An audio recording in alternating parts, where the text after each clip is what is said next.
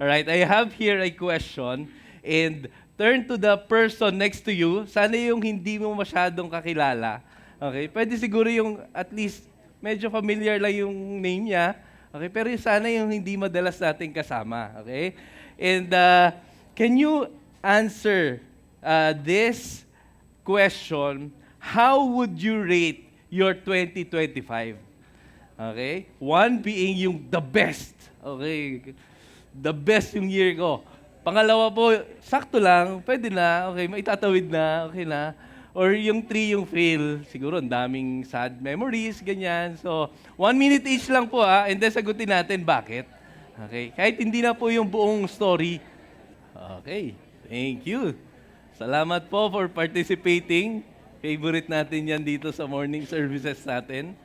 Okay, pampa-energize ba? Kasi alam niyo yun, minsan, lalo na kapag introvert tayo, no? Minsan we're waiting for that introvert balloon na mapop muna in the morning, no? Bago tayo maging ready for the rest of the day. Anyways, ako nung una, sagot ko talaga, ito, if I will be vulnerable, no? Pwede na yung sakto lang. Pero nung iniisip ko, no, nagre-reflect ako dito sa question na ginawa ko. Sabi ko kasi this year yung na-aksidente si Dana dun sa, yung grab niya, kung naalala niyo, pinakita ni Pastor JR dito. Parang, tapos may mga paulit-ulit na naman ng mga sakit yung mga bata. Parang, pwedeng sakto lang. Pero nung unti-unti, nagpop up yung mga twists ni God in my story this 2025. Parang nagbago, hindi parang nagbago talaga yung mindset ko. Sabi ko, nothing beats yung yung mga twist na binigay ni God sa story namin as a family. Kahit na may mga medyo kirot konti or mga parang ayaw mo nangyari, parang alam mo yun, kapag si God yung nag-move, the best na to. You know, one thing also that I realize, no, as we answer or reflect to this question na binigay natin, whether kung yung answer natin ay yung best, or sakto lang, or fail, all of us, we have something we have in common. It's the mindset na naibigay sa atin nung mga nangyari ngayong 2025. Kasi syempre, kahit naman sabihin natin na, okay, pass na yan. But for some, or baka nga lahat tayo yung mindset natin ngayon, it was shaped by the things na nangyari nitong nakaraang taon. Tama ba? For example, you have that best year mindset, no? Minsan, I'm not sure kung makaka-relate kayo dito, or baka nga, minsan baka pumasok sa isip natin na when we think about 2026, Lord, sana, eto na lang ulit, kasi ang ganda na nangyari Di ba? Parang, eto, best year ko to So, sana, by 2026, gawin mo ulit to. No? Para tayo na-stuck dun sa nostalgia of the past. Na ayaw na nating lumabas doon sa memory na yon kasi baka masira pa. Tama? Or kung ikaw yung may mindset of a failure, para bang stuck tayo doon sa disappointment na na-experience natin. Whether good or bad yung memories or experiences na meron tayo, different experiences, different emotions or feelings na meron tayo, but both of those experiences, it shaped our perspective, our mindset towards 2026. Kaya ngayon, habang nagsusulat ka ng plans mo for 2026, nakatahi lang dun sa past. Tama? Nakatahi lang dun sa ano nangyari this year. Ano nangyari last year. Sana maulit-ulit to. Or sana hindi na maulit to. Ngayon, the question is, na gusto nating sagutin, ano ba dapat yung tamang mindset na meron po tayo as we approach or bago tayo pumasok doon sa 2026. Kasi next week na yun, tama ba? Kaya nga year-end na yung natin, yung nakasulat dito Next week na yun. If hindi natin alam kung paano natin papasukin yun, baka gumulong-gulong tayo. Tayo yung magpatuloy-tuloy tayo mag-fall doon sa kung anong nag-aabang sa atin for next year. Amen? So, the verse yung text na binasa po natin kanina, Isaiah 43 verse 18 to 19. Gusto nating himayin to, aralin. At alamin natin, paano ba yung mindset na gusto ni God for us as we approach yung next year, 2026. Ayan. Basahin natin ulit para lang mas bumaon sa atin at mas tumatak po sa isipan natin yung mga nakasulat dito. Sabi dito, remember not the former things, nor consider the things of old.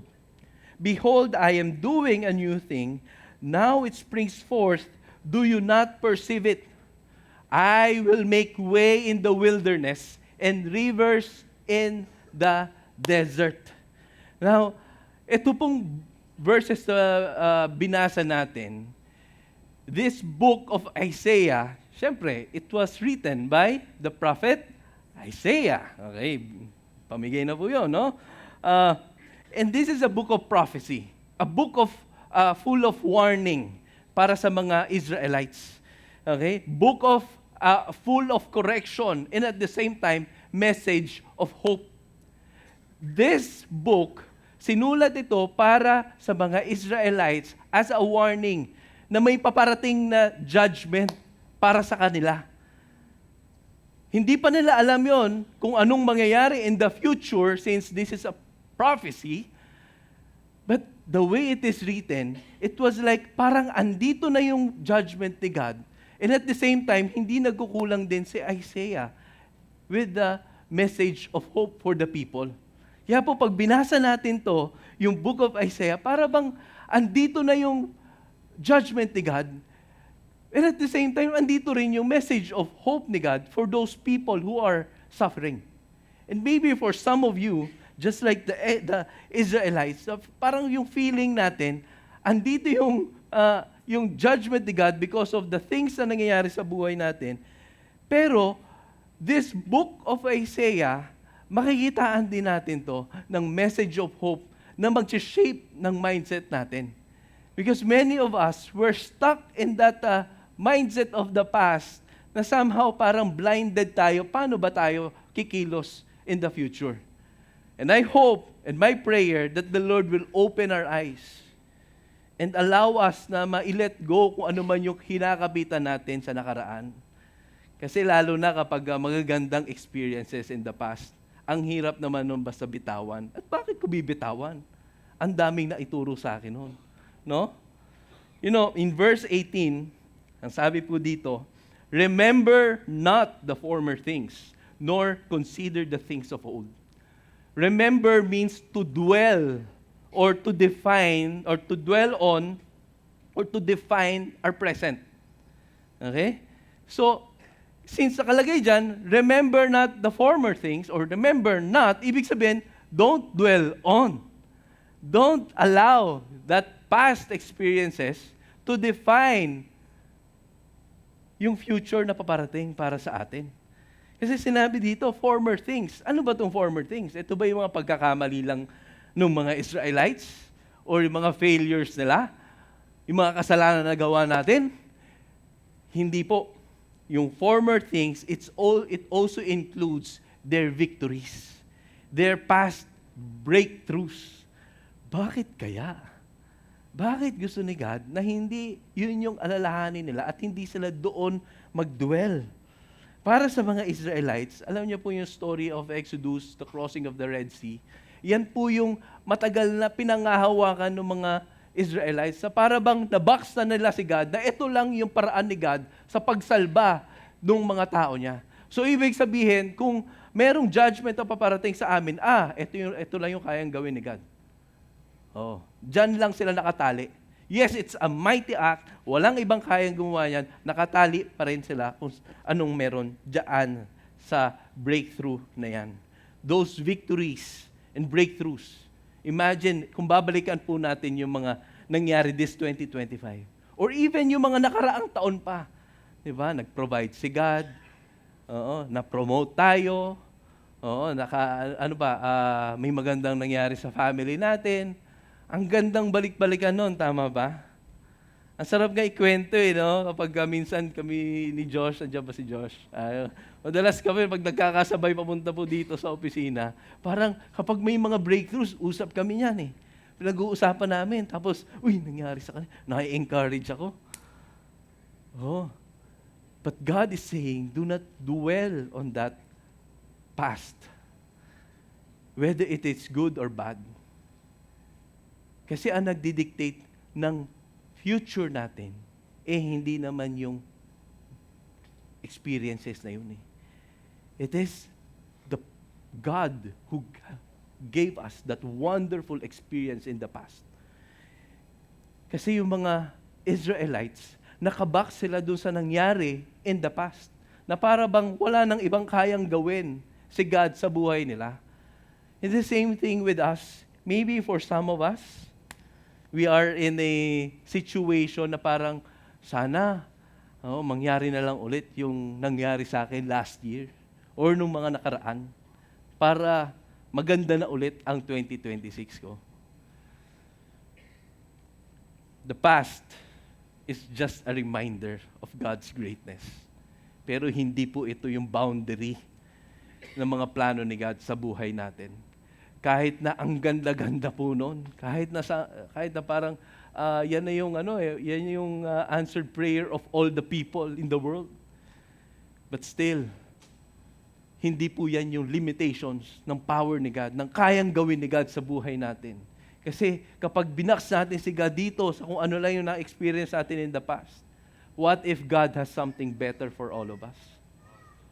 What if? Tanongin mo yung katabi mo, what if? Yan. Kaya let go mo na siya. Alam niyo ba, one example about victories and breakthroughs, if I may share. One of my highlights this year is last summer, we're able na, kami as a family, na makapag-vacation kami as a family. And in the past 10 years of marriage namin, mag-asawa, 10 taon na pala kaming kasal, Ang bilis lang. Feeling ko, mga bagong kasal lang kami. Ganon.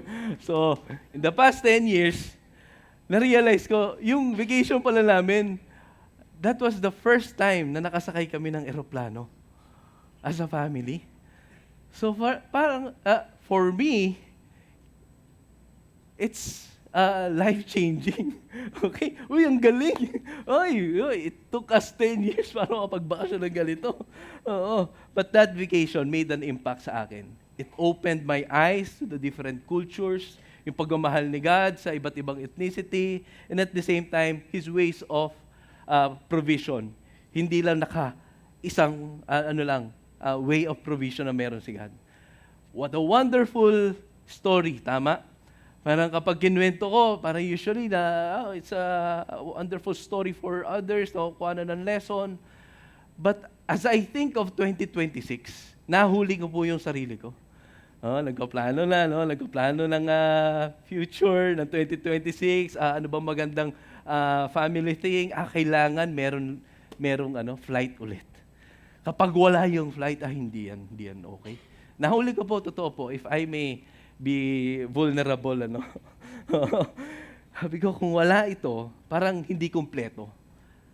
Nahuli ko yung sarili kong puso habang nagpe-prepare po for the next year.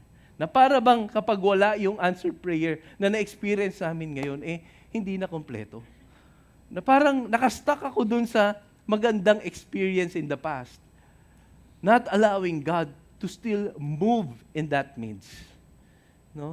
It's a subtle way of limiting God's ability to move in my life. That's why God is saying, do not dwell. Do not allow your past experiences. Whether kung good yung na-experience mo or baka you're one of those people na your 2025 is full of heartbreaks, struggles, failures. Still also, this word is for all of us. Mistakes, relationships na hindi okay up until now, financial setbacks, missed opportunities, ang dami yan. Ito hindi subtle. Kasi dahil sa ayaw natin yung nangyayari, ganon, minsan ayaw mo na rin talaga yung nangyayari sa buhay mo. Pero hindi natin nakikita na parang nalilimit na rin natin si God with the way we think. Na ayaw na lang natin mangarap, ayaw na natin mag-dream, ayaw na natin mag-move forward, and we're stuck because we are disappointed. Whatever your past experience, don't let it to define your mindset for 2026. Because it's not about yung past, It's about who our God is. The question is, kilala ba natin yung God na kumikilos po sa buhay nating lahat? And as we move forward in the next verse, I believe God is inviting us to believe again and to pay attention dito po sa ginagawa niya. Hindi lang dito sa text, but even into our lives. In verse 19, sabi dito, "Behold, I am doing a new thing." Now, pag sinabing behold in the Bible, hindi lang ito parang extra word. May meaning din po yan. Ibig sabihin po, look closely. Okay? Pay attention. Ibig sabihin, parang sinasabi ni God, wait lang, tigil mo na. Pakinggan mo to. Tingnan mo to. It's a wake-up call for everyone. Okay? Kaya sabihin niyo po sa katabi niyo, pay attention. Yan. Wake up. Wala naman natutulog dito, kakagising lang. Okay? So, don't miss this. Okay? Kasi baka kaka-focus natin sa kung ano-anong bagay. We're missing out what God is doing. And dito po sa sinabi dito sa text natin, I am doing a new thing. God Himself is doing a new thing. Hindi yung circumstances, hindi yung inflation, or hindi yung changes in the stock market. Lahat yan, hindi natin pwedeng panghawakan kasi it's, what God is saying here, He is personally involved in what's happening in your life. It's, pag sinabing new thing ang ginagawa ni God, it's a new expression of His power and rescue sa buhay po nating lahat.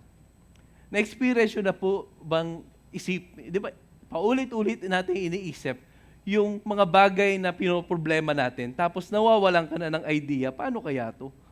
Next year, mas mataas yung tuition fee ng anak ko. Parang ganun. Or for some, magka-college yung anak. Oo, yung tuition fee nag-i-increase. Yung sahod, sakto lang.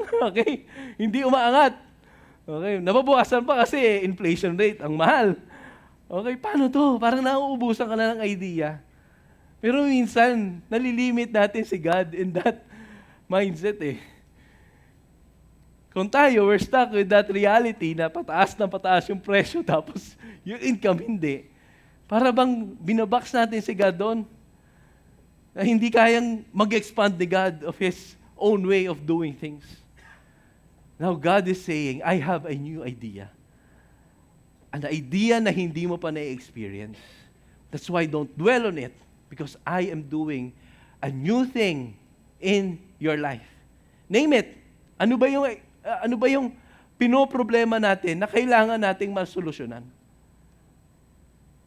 May different areas po tayo doon, na may different struggles na pinagdadaanan, na nauubusan ka na ng idea, but God is not, hindi siya nauubusan ng paraan. Hindi siya nauubusan ng paraan. Sinasabi niya dito, nagbago man yung experiences natin, okay? Pero siya pa rin yung God natin na pwede nating sandalan. Now, what's good about this new thing na nakalagay po dyan, in the Bible, hindi po yan nag-start in a comfort. Nakakatawa na hindi mo na dumating yung a place of comfort bago dumating yung new thing ni God. It started, that new thing, it started in the wilderness. Kasi kung babalikan natin yung text, nakalagay doon, yung next is, I am doing a new thing. And then yung next part is, I will make a way in the wilderness. Now, wilderness and desert. Wilderness and desert, hindi po yan, hindi lang po yan isang figurative language. It's a physical place. It's a real place. Now, in the Israelites, it's a desolated place. Kung sa panahon po natin, di ba, pag makikita nyo sa mga social media natin, di ba, para nagiging tourist spots na ngayon yung ibang desert places. During their time, pag napunta ka po dyan, it's not a good place. It's not a place na pwede kang mabuhay. Pwede ka siguro mamuhay dyan ng isa, 2 araw, but you will not last. Walang tumatagal po. Okay? Desert, it's not a good place to stay. Figuratively, it's a life of oppression. Okay? It's a life of struggle. It's a life na problematic. Kung iti-take natin yung nakasulat dito as figurative. That's why whether it is written for the Israelites or to us, mga tao of today, we can relate to this passage. Now, in this part of wilderness, I also realized na when God said it's a wilderness, sa mindset po natin, sa mindset kasi ng Israelites, it's their situation. Na great nation kami dati, tapos nagkakamali lang, tapos bibigyan kami ng judgment. Paano na kami in the future? Baka wala na. Now, in the same thing with us. Maybe you're in that wilderness. At hindi naman sobrang big, hindi naman sobrang, dramatic and, sometimes wilderness sa buhay po natin could be a compiled minor issues ng buhay. Nababurnout ka sa trabaho, di ba? Paulit-ulit na conflicts in the family. For some, it could be minor. For some, it could be a major issue ng family. But that can become a wilderness sa buhay natin that it takes away the sense of hope for the future, that it takes away the sense of life. Di ba? Parang kapag andun ka na sa mabigat na problema ng buhay, parang niisip natin, may patutunguhan pa ba to? Meron pa ba akong future in the midst of all of this? But what I realize is that when God said, I am making a way in the wilderness and rivers in the desert, wilderness and desert, iba ang perspective ni God. Because if you will read dito po sa Biblia natin, many times God encountered people in the wilderness to provide guidance, to provide His provision, to provide comfort for those people who are in wilderness. Kilala niyo po si Moses? Si Moses po, nung siya ay umalis from Egypt, nagtago siya sa wilderness of Midian. And then, doon niya po na-encounter si God through burning bush. And because of that encounter, he was able to redefine his purpose. Doon niya nakita yung purpose niya pala, palayain yung mga Israelites doon sa slavery of Egypt. Even in those times of wilderness, hindi nagkulang po si God. Alam niyo po yung si Hagar, kilala niyo po si Hagar? Yung servant ni Sarah na nagbigay ng anak kay Abraham at nasaktan ng todo si Sarah because hindi niya maibigay yung anak kay Abraham. Tapos ang ginawa niya, she sent away yung servant niya, si Hagar, papunta doon sa desert, alone with his child. Abandoned, lost, alone. But still, even if in that situation, hindi nagkulang si God na i-encounter at i-meet si Hagar. Yes, she was abandoned, but not for God. She was comforted, sustained by God. Si David, kilala niyo po? Many passages in the book of Psalms na nai-enjoy natin na i-meditate in our own lives was written in the midst of David's life in the wilderness. Habang siya ay hinahabol ni Saul, nagtatago siya doon sa wilderness, kung saan kahit nga yung place pa lang, threat na sa buhay niya, but still, those times in the wilderness helped him shape his character, prepared him to become a king, a man after God's own heart. That's why if you are in the wilderness right now, in whatever it is, you can name it. Whatever your situation na nagsisilbing wilderness ng buhay natin, it's not the end. Many times po, it's a place of encounter with God. So whether a wilderness of finances, always remember, hindi ito yung katapusan. Hindi ito yung katapusan nito. God will meet me here. Maybe for some of you, relationally, ang daming conflicts. May away sa magulang, may away sa kapatid, may hindi pagkakaintindihan sa mga anak. God will meet you there. Maybe in a way of expressing forgiveness towards people na hindi loving towards you. God will meet you there. God will encounter you in your workplace. Many people, para bang against sa akin lahat. Parang pinagtutulungan ako in my workplace. You're dreaming for promotion kasi nga, ang hirap ng buhay. This is a place of wilderness. Yung sales namin, yung love life natin, for some, parang feeling natin, wilderness. Or baka, may nakita nga akong picture sa kagabi. Sinend ko dun sa GC ng staff. Sabi dun sa, hindi ko na ilagay yung 2026 daw will get worse. I don't know, doon sa picture kasi mga kotse, mga traffic yata, ganon.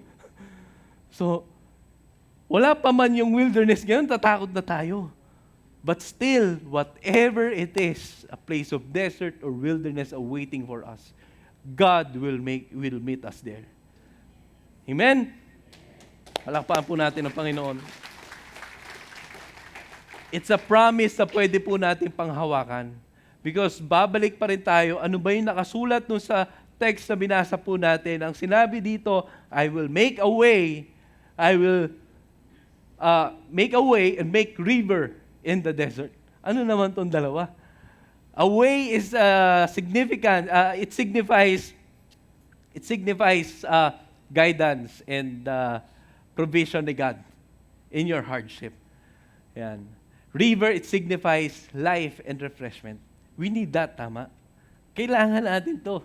Kasi yung wilderness and desert, it drains us. It drains us emotionally, spiritually. But the promise is, God will make a way in our lives. He is our only way out, and He is the one who will sustain us. If God doesn't remove the wilderness sa buhay natin, He is the one who will sustain us. Kung tatanggalin ni God yung wilderness sa buhay natin, then that's great.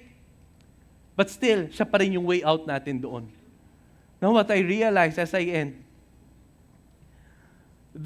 nung sinulat po ni Isaiah, itong phrases na to, I will make a way in the wilderness and rivers in the desert. It's like Jesus being in the midst of all the people.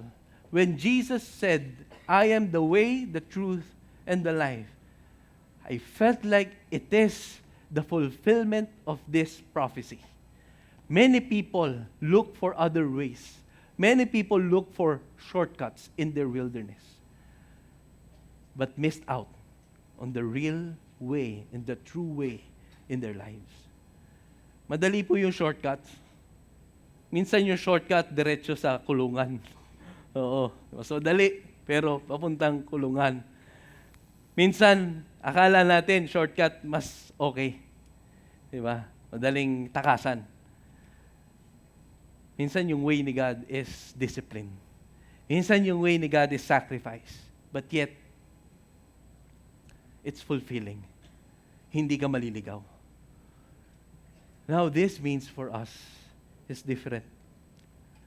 When Jesus becomes the way, the truth, and the life, hindi niya lang sinosolve yung physical wilderness ng buhay po natin. He solves the ultimate wilderness sa buhay ng isang tao, which is the wilderness of sin. Na kahit anong gawin mo, wala pong shortcut, wala pong takas. Kahit na gawin mo pa lahat ng pwedeng gawin ng isang religious person, there's no escape from that wilderness of sin. But Jesus entered the mess of our lives. Jesus encountered us in the midst of wilderness of sin, and gave you new life and hope in the midst of this situation. That's why whether you're in the wilderness of financial, relational, or wilderness of sin, only Jesus is our way out. Only Jesus is our way of sustenance ng buhay po nating lahat. And as we end, we want to reflect on that one. I want to call the music team because I felt like it's a wonderful thing to do right now is to reflect on this reality and this truth. That yes, we are in that seemingly impossible situation or the wilderness, but we need to remind ourselves na ang confidence po natin dito sa pinagdaraanan po natin, especially as we approach 2026, it's not about yung mga ideas natin. Our confidence is not about kung anong nangyayari sa situations ng buhay natin. Our confidence is with the Lord. Amen? Let's all stand on our feet.